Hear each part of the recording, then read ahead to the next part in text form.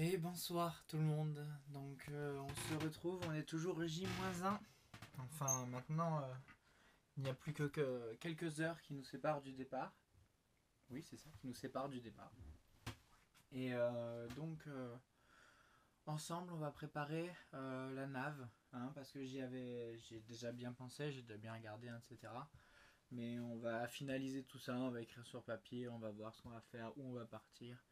Et je vais vous expliquer un petit peu comment moi je vais préparer ma nave de demain, sachant que une fois de plus c'est une petite traversée, on va pas non plus à perpète, et on va faire avec mes connaissances, avec ce que j'ai sous la main, et puis on va faire au mieux. Voilà, donc j'ai quelques petites idées, on va voir ce qu'il en est, je vais vous montrer ça tout de suite.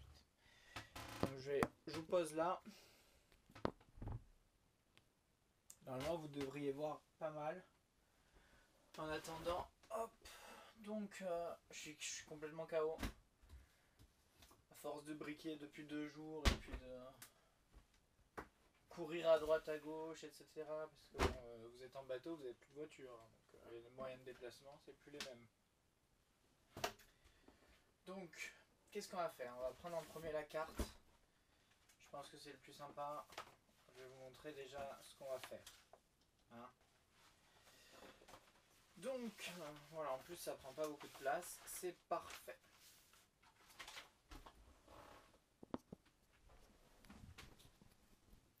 Alors, nous sommes ici à La Rochelle. Je vais quand même regarder. Ouais, on regardera après. Donc, nous sommes ici au port des Minimes de La Rochelle. Et on veut aller ici. Donc, ça, c'est quoi? C'est, comme vous voyez, l'île d'Oléron, qui est assez grande. Et donc, nous, on veut aller ici à Saint-Denis d'Oléron. Donc, ça nous fait une traversée comme ça. Voilà. Donc bien sûr, on va pas faire une trace droite, forcément, ça serait trop simple. Donc voilà. Je vous montre un petit peu de près peut-être. Donc là il y a la bouée des Minimes, la cardinale des Minimes. Ça c'est l'axe de 59 degrés. Il est là, vous le voyez, il est écrit là. Donc c'est l'axe des deux phares de La Rochelle, qui sont les deux points roses, là les deux gouttelettes roses, c'est les deux phares. Voilà, ici on a notre chenal, des cargos. Et on a notre mouillage qui est ici. Zone d'attente, pardon. Zone d'attente qui est ici. Donc là, c'est le mouillage des cargos. Et là, c'est leur chenal. Donc, dans toute cette zone-là, il va falloir faire gaffe. Essayer de faire une trace la plus directe. On va éviter de faire ça, quoi, tout simplement. Ça serait mieux. On regardera l'AIS, etc., bien sûr, avant. Mais si on peut faire une trace directe comme ça, c'est mieux. Voilà. Bon, dans la mesure du possible. Et puis après, quand on arrive ici, voilà quoi. Ici, je connais par cœur, donc on verra. On fera gaffe à la cardinale nord qui est ici. Bien sûr, il y a Antioche qui est là, il faut pas s'en approcher. Chasseron, j'en parle même pas. Donc on va bien essayer de faire cap sur un amer. Donc on voit en amer qu'on a l'église qui est ici, l'église de Saint-Denis. Et c'est à peu près tout ce qu'on a en amer, il n'y a pas grand chose. Donc qu'est-ce qu'un amer? C'est un point remarquable qui se trouve sur la terre. Du genre, là je vais vous montrer, du genre église, du genre cheminée. Celle-là c'est la fameuse cheminée rouge et blanche dont je vous parle, un amer très très sympa. Comme je vous expliquais dans la vidéo, on peut l'avoir du sud et de l'ouest, donc très sympa cette amer. Un château d'eau, voilà, des fois il y a des éoliennes, des trucs comme ça. Pas trop d'éoliennes dans le coin. Non, pas trop d'éoliennes. Voilà, bon, et surtout des châteaux d'eau et des églises ici, c'est plus le coin, et des marais salants. Bon, bref. Donc voilà, nous on veut aller là. On voit qu'on a un petit cartouche A pour se référer là, donc ça va être sympa, on va regarder ça tout à l'heure. Et voilà, donc ça c'est un petit peu pour Voilà, on voit aussi qu'il n'y a pas d'eau au fond, au final. Si on arrive bien là et que si on part bien là, il n'y a aucun au fond sur toute la trajectoire, à part bien sûr le plateau du Lavardin, que moi j'ai l'habitude de contourner par le sud. Donc on verra comment on va faire pour ce plateau, mais de toute façon, quoi qu'il arrive, on passera en dessous de celle-ci et à l'est de celle-ci, hein, puisque ça c'est une cardinale sud, ça c'est une cardinale est. Donc il faut passer à l'est là, et là il faut passer au sud. En gros, il faut contourner ces deux trucs là. Voilà, donc on risque de passer par là. Moi je vais vous expliquer un petit peu pourquoi. Je vous remets là, comme ça. Hop. Donc je vois... Putain, déjà 5 minutes. Donc je vais vous expliquer un peu moi mon point de vue. On va regarder vite fait.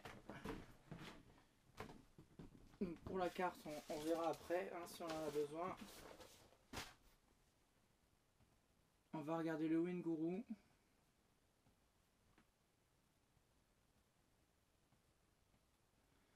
Hop, hop, il est là. Je vais vous mettre comme ça. Tac. Tac. C'est artisanal, c'est ça qu'on aime. Voilà. Donc notre Wind Guru, hein, je vous avais fait déjà le petit topo là-dessus, comment ça fonctionne. On voit que ça s'est un petit peu calmé pour mercredi, donc ça veut dire qu'en fin d'après-midi, on va vraiment galérer pour avancer. Donc il faut qu'on anticipe ça encore plus. Ouais, on voit que là, il n'y a plus du tout de vent, quoi. En gros, à partir de 15-16 heures, fini, quoi. Après, c'est fini. Donc il faut qu'on ait fait déjà le plus gros du boulot jusque-là. Voilà. Donc on voit aussi que le vent est loin, hein. Le gros vent il est au bout du golfe de Gascogne, donc on n'a pas de risque d'avoir vraiment une vraie tempête. Et en plus, une fois de plus, le vent faiblit dans la journée, donc c'est parfait pour moi qui veux arriver dans un vent calme et partir avec le plus de vent possible, quoi. C'est toujours mieux dans ce sens que dans l'autre. Donc maintenant on va regarder le sens direction du vent. On voit qu'on a un vent de sud-est. Et nous, je sais pas si vous vous rappelez, on va revoir après, mais en gros là c'est parfait puisqu'on va faire du travers tout le long, quoi. Donc c'est conditions parfaites, une fois de plus. C'est pour ça que je prends que je pars à ce moment-là. On a très peu de vagues, une mer très calme, hein, 40 cm c'est rien, avec bon elles seront plus ou moins en face de nous. Et voilà. Donc on va aller voir dans le détail maintenant. Vous voyez ici on a encore plus de détails. Ouais, vous voyez, à partir de midi il n'y a plus de vent. Donc, et après ça tourne dans tous les sens, etc. Ça j'ai déjà connu, ça c'est l'enfer, hein. Ça, il n'y a aucun moyen de régler, aucun réglage possible, hein, à ce moment-là, hein. C'est juste vous êtes posé au milieu de l'océan, ce qui peut être génial, hein. Mais là on a une traversée, donc il faut quand même qu'on arrive à un moment ou un autre. Donc c'est à dire qu'il faut qu'on ait fait au final plus de la moitié à midi, quoi. Ce qui me semble un peu compliqué.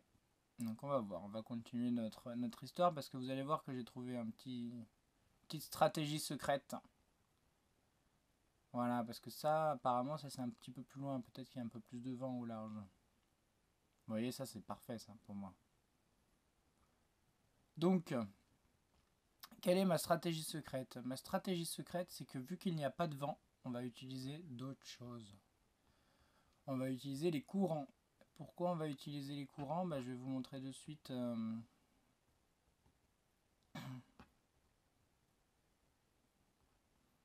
vais vous montrer de suite. Oui, oui, oui. Les marées. Les marées, où elles sont? Tac, tac, tac. Elles sont là. Donc, nous, on veut demain, mercredi 29. Bon, on y est déjà. Oh là là, il est quelle heure? Ah, il est minuit 13. Bon, voilà. Donc, il va falloir qu'on se lève tôt. Donc, à peu près, moi, j'aimerais bien J'aimerais bien... Bon, on a le temps, hein, pour partir, hein, mais j'aimerais bien partir au plus tôt, donc vers 8-9 heures, quoi. Se réveiller à 8 heures et puis partir à 9 heures, ça serait très bien. Ce qui veut dire qu'on partirait à marée descendante, d'accord? Donc quand on part, la marée descend. Quand on sera à l'étal, donc ça c'est à peu près quand on sera au milieu, si tout se passe bien. Et donc là, il y a plus de courant, bien sûr. Et après, les courants remontent et la marée remonte, d'accord? Donc on va voir une dernière chose maintenant, et on voit que on a de l'eau pépère, on peut arriver à 10h du soir, voire... ouais, 10h, 11h du soir. On va noter tout ça, hein, mais jusqu'à 11h du soir en tout cas, on peut y aller. Donc on est tranquille quoi, même si on se fait de la nave de nuit sans vent, moi je demande que ça, hein, j'ai envie de dire. Je ne demande que ça, une grosse journée de nave. Donc maintenant on va prendre l'almanach du marin breton. Et vous allez voir la petite astuce. J'espère que ça sera efficace parce que voilà, ce que je voulais vous montrer c'est ça en fait. Ici vous voyez qu'on a un coef de 108 et 109. 108 pour la pleine mer du matin et 109 pour la pleine mer de l'après-midi. Donc c'est du gros coef. Donc qui dit gros coef dit beaucoup de courant. Parce que je vous explique un petit peu comment ça fonctionne, si vous voulez. Avec ça. J'espère que vous voyez bien. Donc, si vous voulez, la mer, elle va monter, d'accord? Donc, on est d'accord qu'elle rentre dans le Pertuis. Hein, ça, c'est le Pertuis d'Antioche. C'est ce qu'on va traverser. Là, vous avez l'île d'Oléron. Là, vous avez l'île de Ré. Là, vous avez l'île d'Aix. Et là, vous avez La Rochelle, avec la côte française qui est là. Voilà. Donc, la marée monte.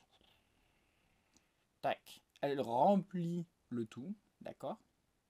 Donc, les courants, ils vont dans ce sens-là, d'accord? Je vais vous les montrer un petit peu après.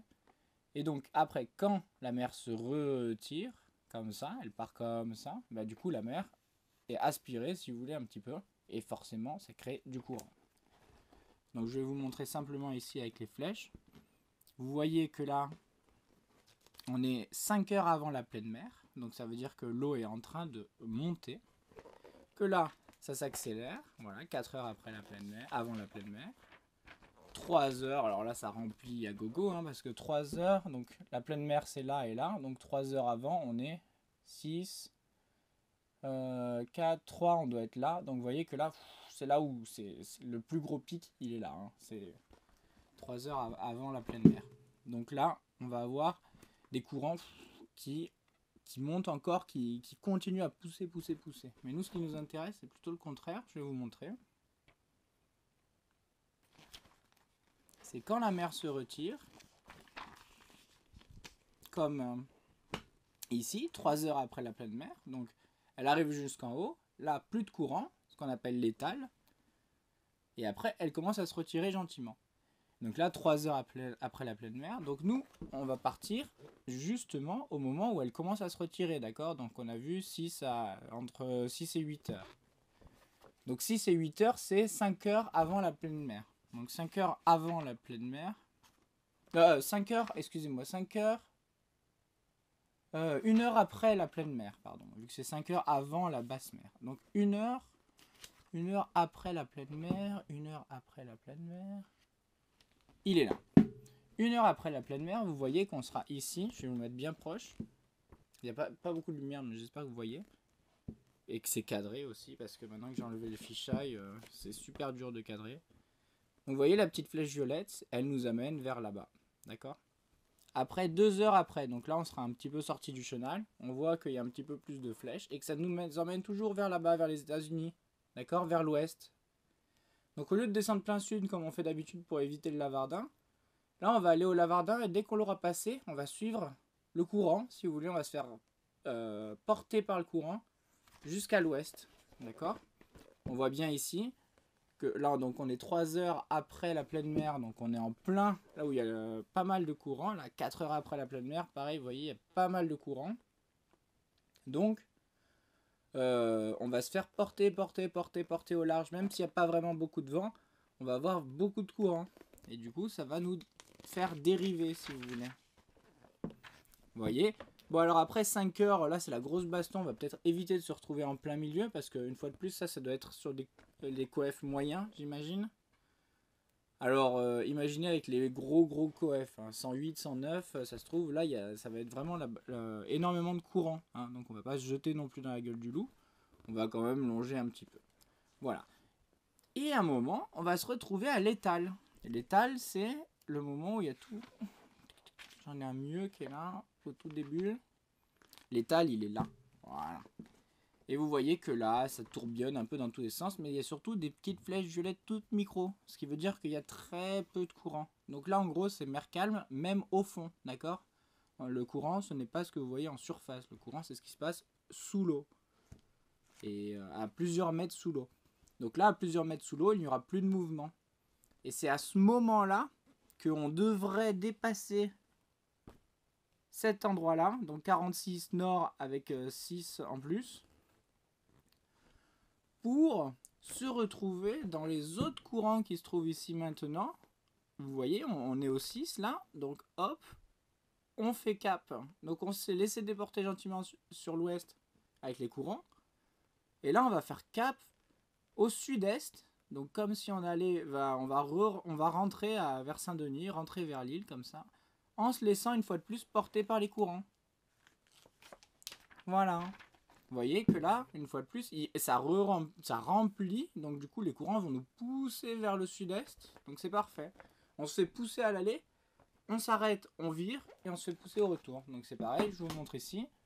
On se fait, si vous voulez, on se fait tirer au large par la marée basse. Donc on va au large, au plus au large possible, c'est-à-dire à l'ouest. Arrivé vers là, plus de courant, on va virer de bord. Et là, on va se faire pousser vers Chassiron, vers Saint-Denis, vers l'île Oléron, etc. Donc voilà le but. C'est ça. Comme ça, même s'il n'y a pas beaucoup de vent, au moins on va dériver dans le bon sens. Parce que imaginez que sans vent, et si vous faites votre calcul à l'envers, c'est-à-dire qu'on part au sud à courant contre et qu'après on essaye de remonter, c'est pas possible. Donc je vais vous montrer, je regarde juste la vidéo. Hop, hop, hop, 16 minutes 42, on va essayer de faire vite. Je vais vous montrer du coup sur la carte ce que ça donne. On est là. Donc voilà, on va partir de La Rochelle tôt le matin en se faisant aspirer par la marée basse qui va partir comme ça au large, hein, d'accord. La marée basse, elle fait comme, enfin les courants, hein, si vous voulez, de la marée basse vont faire comme ça. Vu que c'est en plus une forte marée, il y a de forts courants une fois de plus. Donc on part ici, on dépasse le plateau du Lavardin, on passe bien au sud du plateau du Lavardin, et là on essaye d'aller le plus à l'ouest possible, tout en restant au-dessus du chenal en fait, tout simplement. Et en se faisant déporter. On verra à peu près au niveau du timing où on en est. Et au moment où c'est létal, on vire de bord. Et on se retrouve